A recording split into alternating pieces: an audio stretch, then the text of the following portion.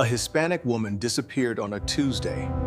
Her Middle Eastern husband didn't call police until Friday.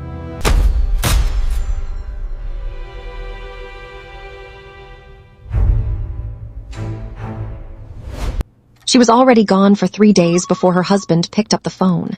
3 days. 72 hours. And when he finally called, he didn't sound like a man who had been awake for 3 nights worrying. He didn't sound like a man who had driven every street in the neighborhood calling her name. He didn't sound like a man whose world had collapsed. He sounded like a man who had rehearsed what he was going to say. And the detective who took that call, a 26-year veteran named Ray Kowalski, said he knew in the first 90 seconds of that conversation that this was not a missing persons case. This was something else entirely. This is the story of Diane Mercer, a woman who planned her escape for 2 years, built a secret, and came closer to freedom than most people in her situation ever get. And the story of the Tuesday night when everything she had carefully built came apart, and the 3 days that followed, which her husband Craig Mercer spent not grieving, not searching, not calling anyone who loved her. 3 days he spent deciding whether he was going to get away with it. Before this story is over, you are going to know 3 things. You are going to know why Craig Mercer waited 3 days to make that call, and the answer is not what you think it is right now. You are going to know who Marcus Tilley is, because his name does not appear in a single early police report, and yet Detective Kowalski would later say that Marcus Tilley is the reason the entire investigation almost went in the wrong direction entirely. And you are going to know what Diane Mercer wrote in her final email, 2 weeks before she disappeared, a single sentence that nobody thought much of at the time, that in hindsight changed the entire shape of this case. Diane Mercer was 51 years old. She was a paralegal in Crestfield, Ohio.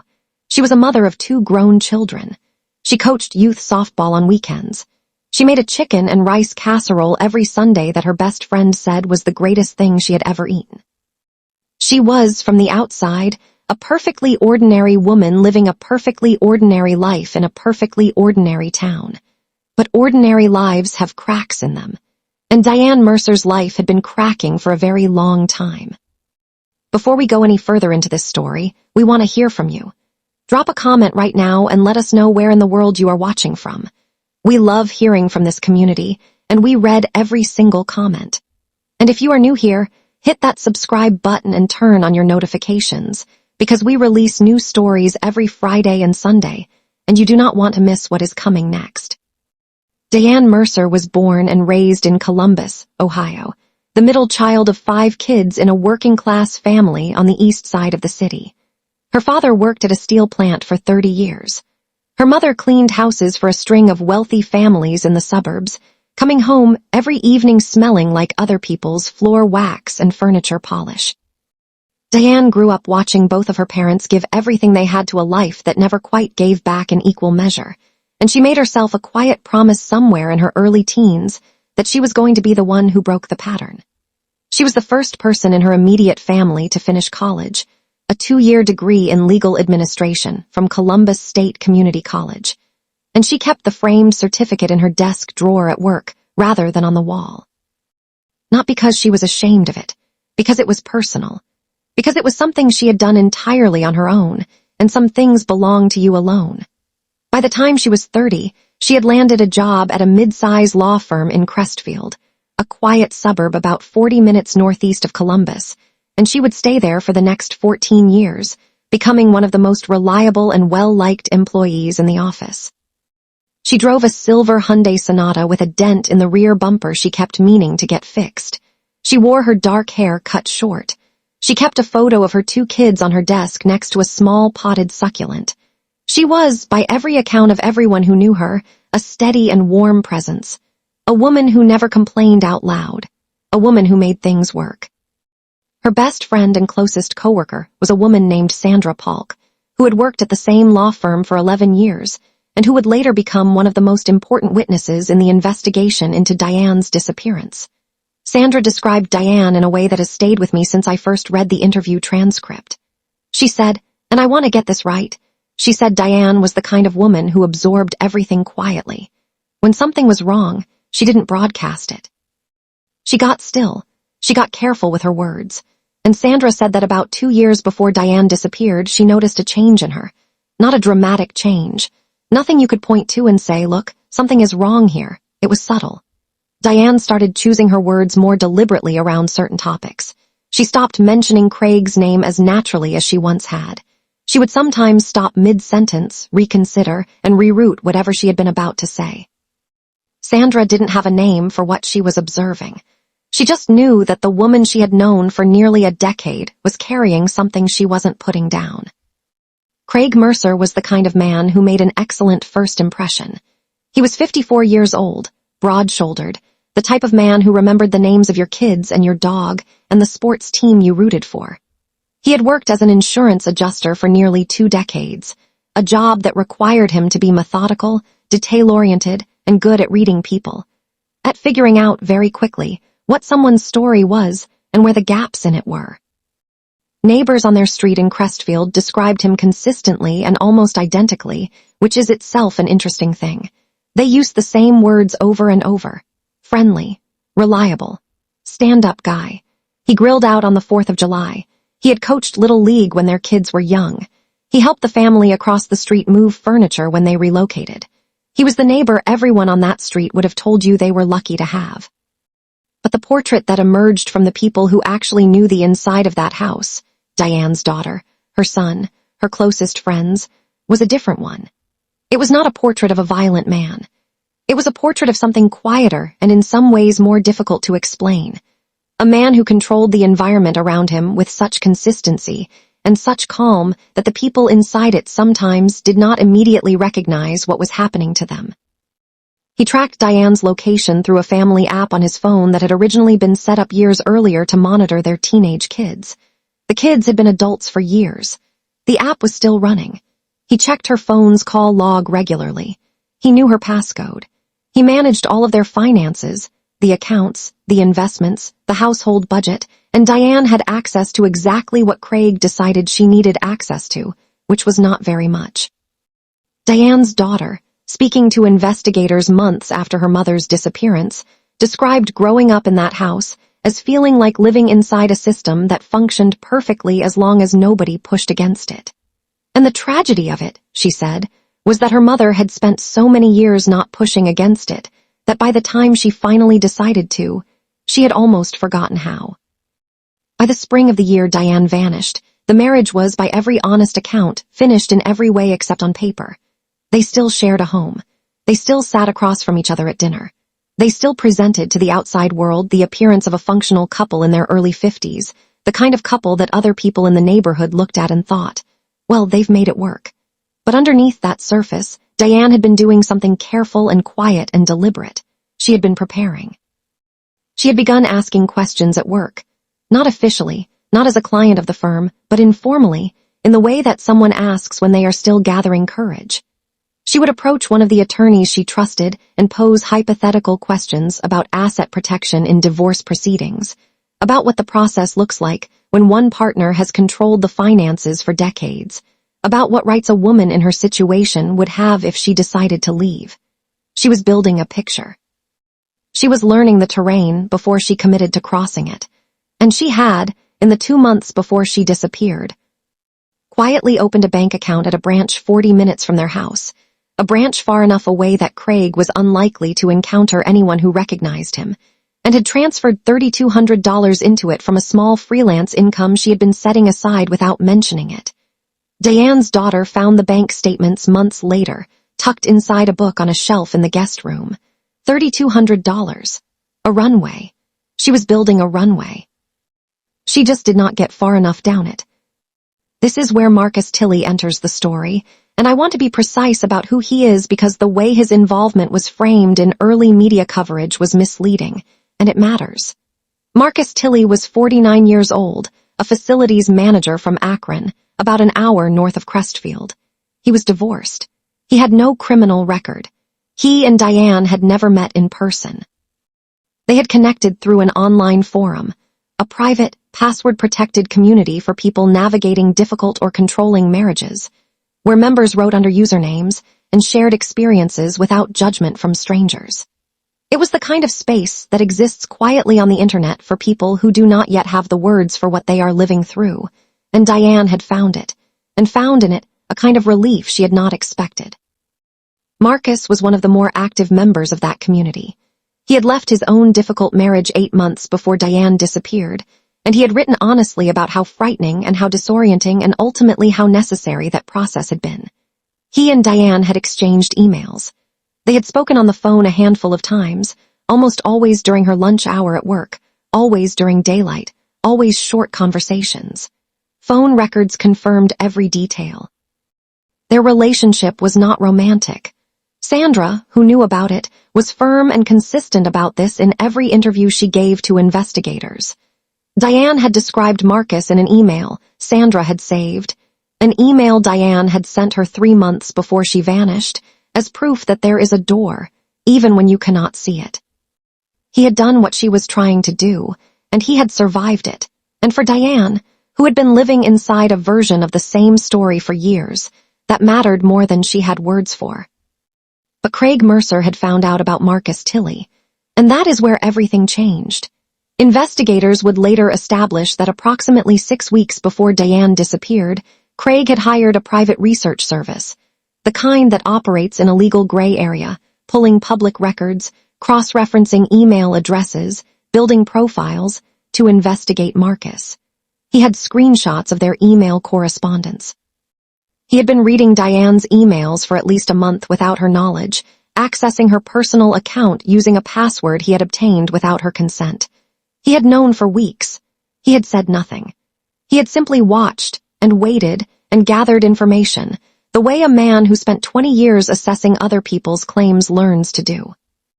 And in the final 2 weeks before October 14th, something shifted in the dynamic of that house that Diane began to feel even if she could not name it precisely. In the last email she ever sent to Marcus Tilley, 2 weeks before she disappeared, she wrote 4 words that he did not understand at the time and that he has thought about every day since. She wrote, "I think he found out." He wrote back immediately, "Found out what?" She never replied. Before we go any further into what happened on that Tuesday night, we want to pause and hear from you. This is the part of the story where most people watching have already formed a theory about Craig Mercer. Drop it in the comments. Tell us what you think was going through his mind in those days before October 14th.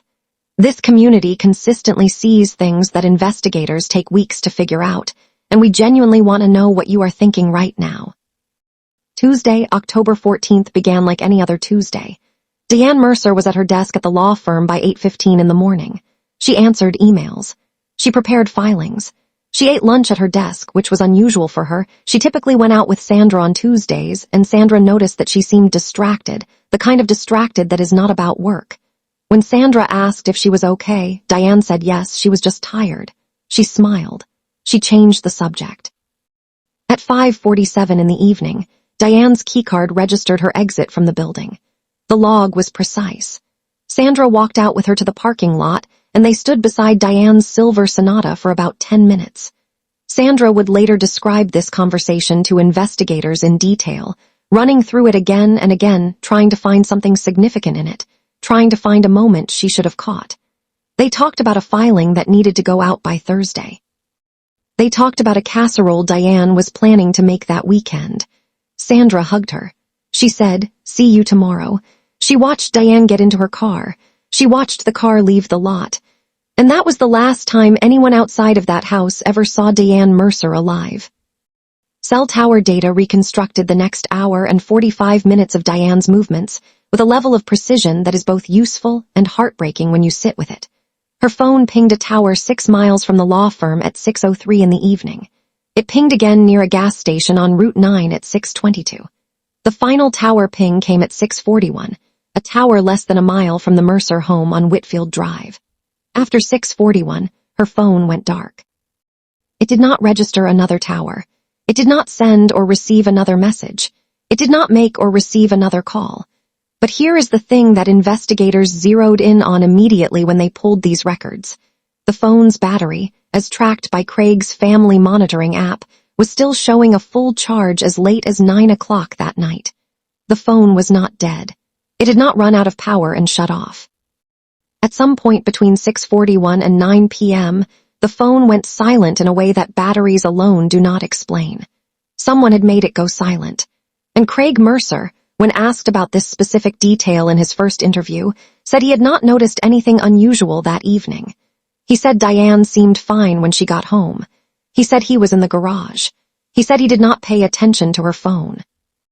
What investigators found inside the Mercer home on the morning of Friday, October 17th, when they responded to Craig's call, told a story that was quieter and more deliberate than any crime scene they were used to walking into. The master bedroom had been made. Military tight. Not the way a bed gets made after a normal morning. The kind of made that takes time, that takes attention, that requires someone to go back and smooth the edges a second time. The kitchen was clean in a way that felt engineered. No dishes, no glasses left out. A half-empty bottle of red wine sat on the counter, but there was only one glass anywhere near it, and that glass had been rinsed and placed back in the cabinet. One glass. In the garage, a workbench that the officers noted appeared to have been recently relocated. There were drag marks in the concrete dust beneath it, faint but present, sat against the wall with a level of tidiness that was inconsistent with the rest of the garage, which had the usual organized chaos of a man who worked on his car on weekends. Diane's purse was on the kitchen counter. Her driver's license was inside it. Her debit card was inside it. $40 in cash was inside it. Her silver Sonata was in the garage, and Diane's phone was not found anywhere in the house.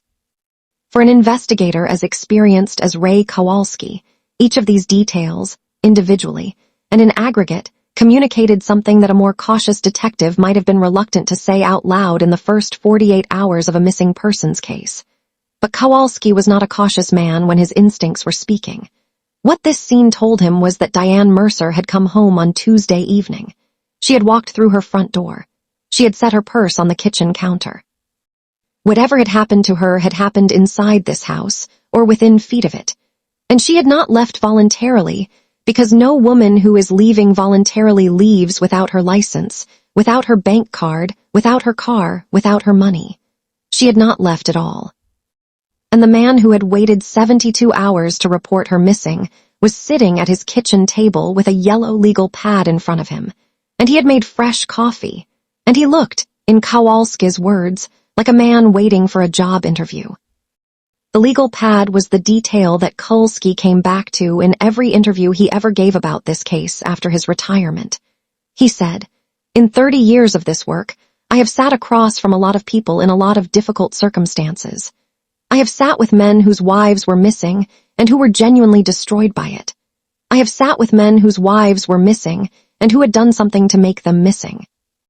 And I can tell you that in all those years, not one of them, not a single one, brought a legal pad to that conversation. A legal pad means you have been preparing. A legal pad means you know what questions are coming and you have thought through your answers. That legal pad told Kowalski everything he needed to know before he had asked Craig Mercer a single question. But he asked the questions anyway, because that is how you build a case, and Craig's answers to those questions would turn out to be almost as important as the physical evidence, because Craig Mercer told 3 different stories over the course of 4 days, and no 2 of them were compatible with each other. In his first account, the one he gave to the dispatcher on Friday morning when he made the call, Craig said that he and Diane had argued on Tuesday evening, and that he assumed she had gone to stay with a friend to cool off. He did not know which friend. He had not called anyone to ask. He had not been worried, he said, because they had argued before and she had needed space before, and he figured she would come back when she was ready. This was the account of a man who had clearly thought about what was most plausible, most common, most impossible to immediately disprove. A couple arguing, a wife needing space, a husband giving it to her. Nobody could say that was impossible. In his second account, given to detectives in a sit-down interview at the Mercer home Friday afternoon, Craig revised the story significantly and in ways that were, from an investigator's perspective, extremely telling. He no longer said they had argued. Now he said Diane had seemed completely fine when she got home Tuesday evening. He had been working in the garage. She came in, said she was tired, said hello. He came inside around 8. She was not in the kitchen. He assumed she had gone to bed early. He did not check on her, he said, because he did not want to wake her. Wednesday morning, her car was in the garage, but she was not in the house. He assumed she had gotten a ride somewhere early. He could not say who had given her a ride. He could not say where she might have gone. And he had not, in the day and a half between Wednesday morning and Friday morning when he made the call, called any of her friends, called either of their children, called her workplace to ask why she had not shown up, or driven any of the routes she regularly traveled to look for her. He had simply, he said, waited. Detectives documented these contradictions carefully and without reaction in the room, which is the correct technique. You never let the person across the table know how significant their contradictions are, because the moment they know you have noticed, they stop making them. The gap between the first story and the second story was substantial enough that by Friday evening, Craig Mercer had already become not a concerned husband, but a person of interest. And the third story, the one that would come later, in a third interview, after investigators had been to the garage with a Luminol kit, was something else entirely. The public search for Diane Mercer began Friday evening, within hours of Craig's call to police. Her face was on local news across the Columbus metro area by 10 o'clock Friday night. By Saturday morning, it had been picked up by 3 regional affiliates and a statewide news wire. The community of Crustfold responded the way communities in mid-sized Ohio towns tend to respond to these things, with immediate, organized, well-intentioned effort. Neighbors formed search parties. Volunteers walked the trails of Cranberry Park, a wooded reserve about 2 miles from the Mercer home, on Saturday and again on Sunday. Diane's daughter, whose name is kept private at the family's request, drove 4 hours from Cincinnati and arrived Saturday morning. Her son flew in from Denver. They were at the command post every day. They walked those trails. They made phone calls. They spoke to every person who knew their mother. They did everything that is required of a family in a crisis, and they did it in full view of their community while their father, on the advice of an attorney he had retained by Saturday morning, less than 24 hours after making the missing persons call, remained inside the house on Watfold Drive. The community noticed that Craig Mercer did not search for his wife. This is not a small thing. When a spouse is missing, the community watches the other spouse. They do not do it consciously, necessarily, but they do it. And the absence of Craig Mercer from the search parties, from the community meetings, from the press appearances his children made pleading for information, was not something the people of Crustfold missed. A neighbor who had lived across the street from the Mercers for 11 years told a local news reporter, not on camera, but in a statement that was included in the investigative file, that she had seen Craig's car in the driveway every day since Diane disappeared. He was home. He was simply choosing not to be present in the search for his wife. His attorney, when asked about this by reporters, said that Craig was cooperating fully with law enforcement and was focused on supporting his family privately during an incredibly difficult time. It was, from a legal strategy perspective, a reasonable position. From a human perspective, it was one more piece of a picture that was becoming harder and harder to look at. Sandra Polk was not waiting for an attorney's guidance on what to do. By Saturday morning, Sandra had gone to the Crustfold Police Department on her own and asked to speak with whoever was running the investigation. She was directed to Detective Kulski. She sat across from him for nearly 3 hours. She told him about the change she had observed in Diane over the past 2 years. She told him about the tracking app, about Craig's control of their finances, about the careful way Diane had learned to talk around certain subjects. She told him about Mucka's Tilley, and she explained precisely and carefully what that relationship was and what it was not. And she handed Kulski a printed email, one Diane had sent her 3 months earlier, that included Diane's description of Mucka's as proof that there is a door, even when you cannot see it. Kulski read that email in the interview room while Sandra sat across from him, and he said nothing for a moment. Then he asked her, did Diane ever mention being afraid of Craig? Sandra thought about it for a long time before she answered.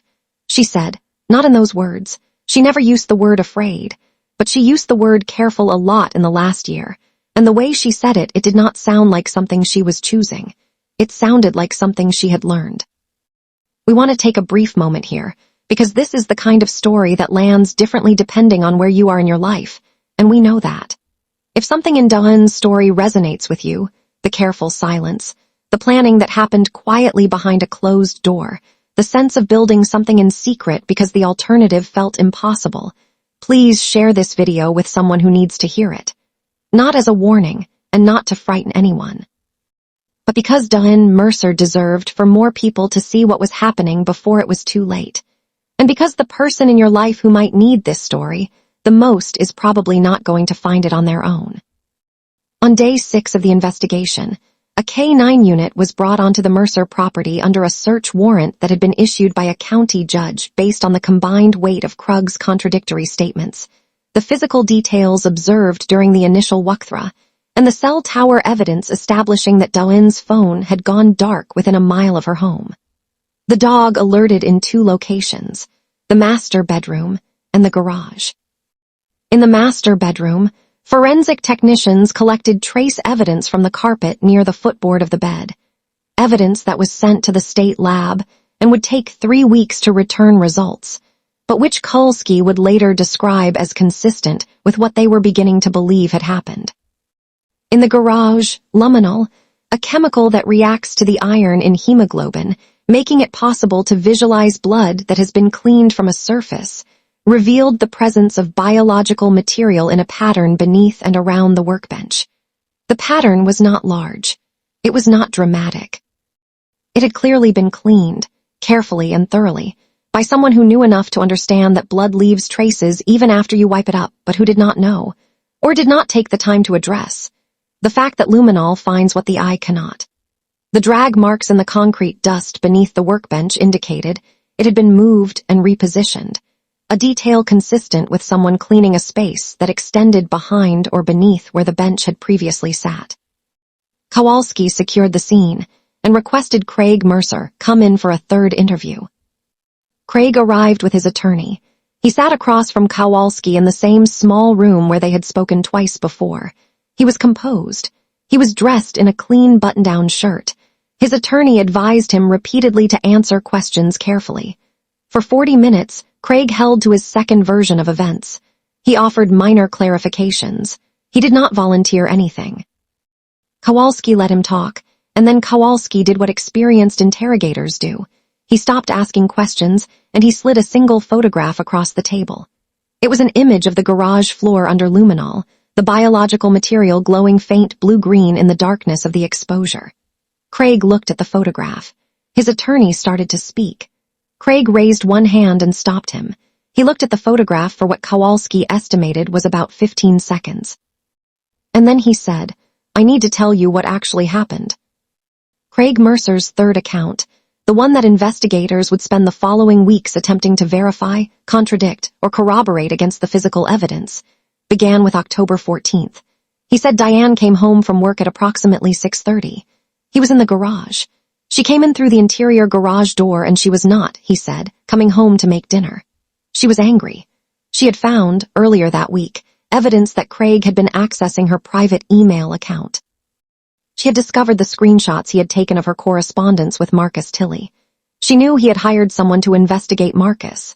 She had been living for several days with the knowledge that the thing she had been most careful to keep private was not private, and she had decided, on that Tuesday evening, to confront him about it directly and to tell him she was leaving. Craig said she told him she was done, that she had money set aside, that she had been talking to one of the attorneys at her firm, that she had a plan. He said he responded with anger of his own. He said the argument escalated. He said she came at him physically in a way he had not expected, in a way he claimed was uncharacteristic of her. And he said he pushed her and she fell, and she struck her head on the corner of the workbench and she lost consciousness. He said he called her name.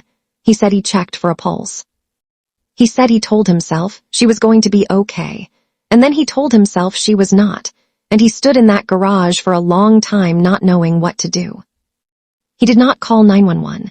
This is the part of Craig's account that his own defense attorney would later struggle with, because no version of this story that involves Craig Mercer as a frightened and overwhelmed man, rather than a calculating one, adequately explains why a man with a cell phone in his pocket did not call for help for his unconscious wife.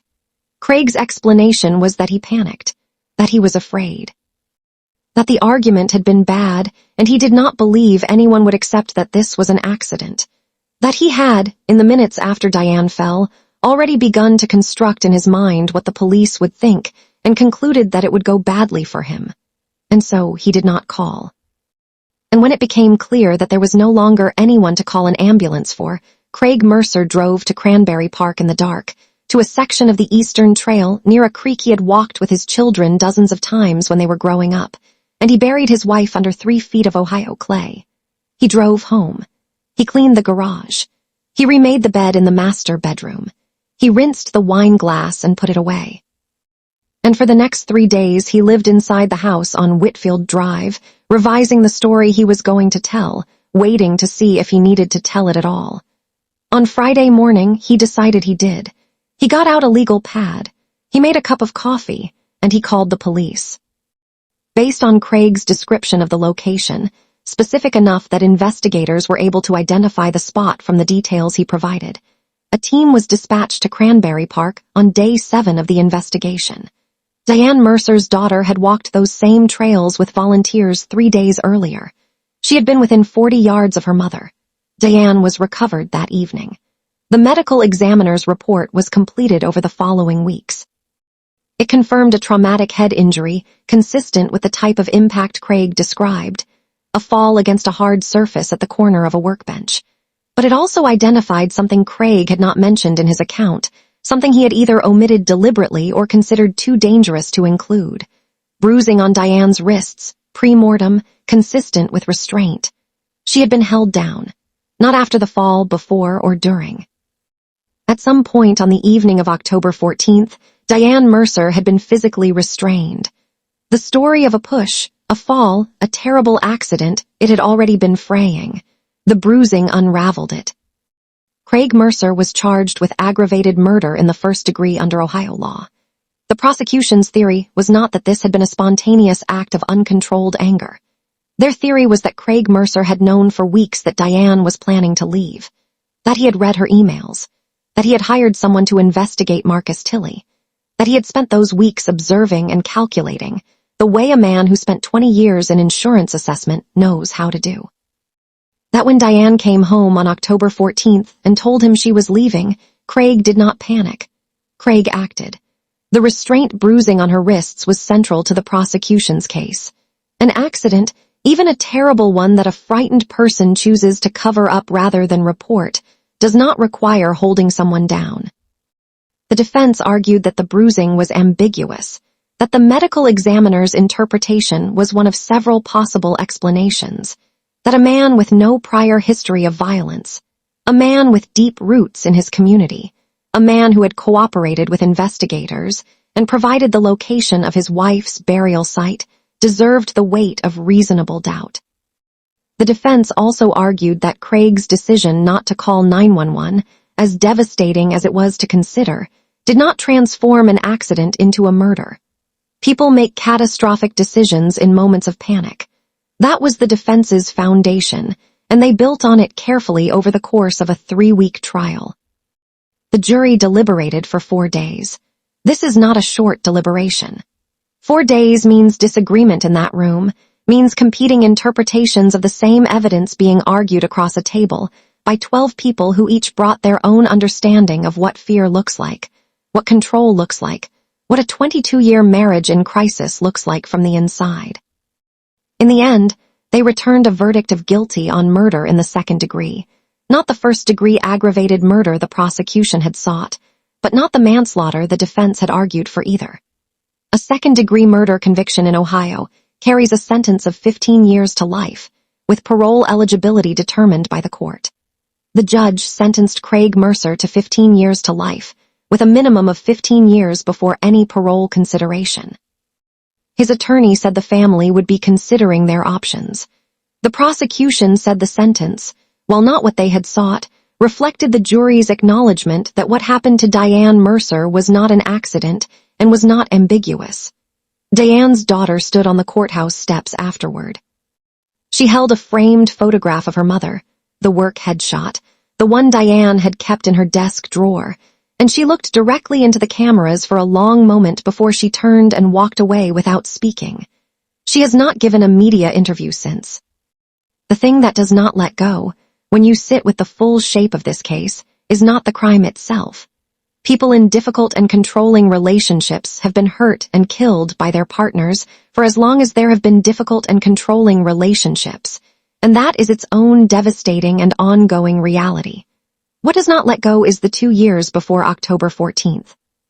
The 2 years during which Diane Mercer woke up every morning inside a house, where her location was tracked by an app that never got turned off, where her finances were managed by someone else, where the phone in her pocket was not fully her own.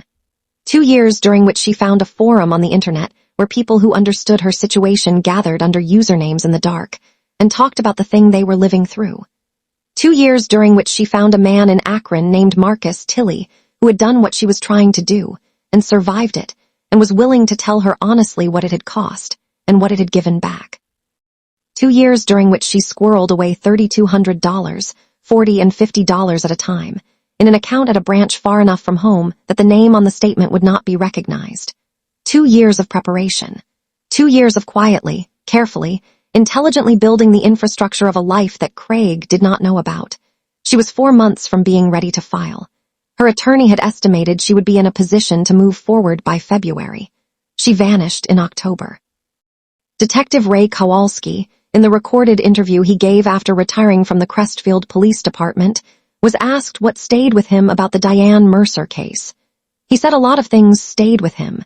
He said the legal pad stayed with him, obviously, because it was the first moment he understood what he was walking into that Friday morning. He said the drag marks under the workbench stayed with him. He said the single rinsed wine glass stayed with him in a way he had trouble fully explaining, because it was such a small and ordinary and completely revealing detail. But the thing that stayed with him most, he said, was what Sandra Polk had told him in the interview room on Saturday morning. He said she had described the way Diane used the word careful in the last year of her life, not as a choice, but as something she had learned to be. And Kowalski said that one word, used in that way, told him more about the 22 years of that marriage than any piece of physical evidence ever could. Careful. A woman who had learned to move through her own home carefully, to choose her words carefully, to build her escape carefully enough that the person she was escaping did not see it coming until it was almost too late to stop it. She had been so careful. She had been careful enough. She had just run out of time. The warning signs were there.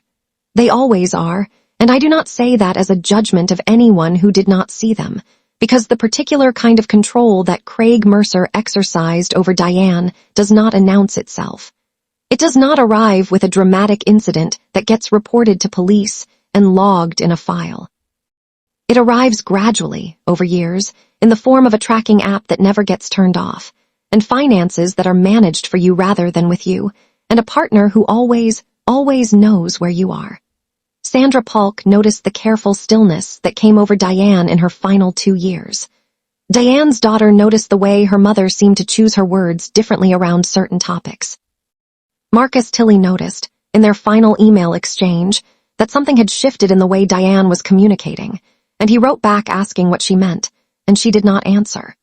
The people around Diane were paying attention. They noticed. But noticing and knowing what to do with what you notice are two different things, and the systems that exist to help people in Diane's situation before they reach the point she reached are, to put it plainly, not yet sufficient to the need.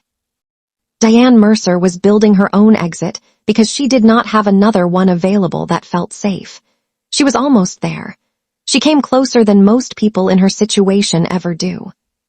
And the questions that her case leaves behind, about what we owe the people in our lives who have gone careful and quiet, about what resources exist and what resources should exist, about whether justice of 15 years to life is the right measure for the life of a woman who was 4 months from freedom, those questions do not have easy answers. They just have the obligation to keep asking. And that is where we leave Diane Mercer's story today. Before you go, drop a comment. Tell us what you think of Craig's sentence.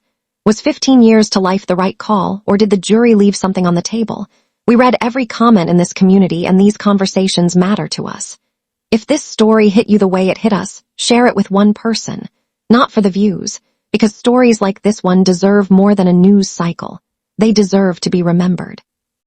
We post every Friday and Sunday, and our next story is one that took us completely off guard when we first heard it. A man who was declared legally dead while he was very much alive, and the person who arranged it, and the 15 years of silence that followed before the whole thing collapsed. You are not going to want to miss it. Subscribe if you are not already subscribed. Hit the notification bell, and we will see you on Friday.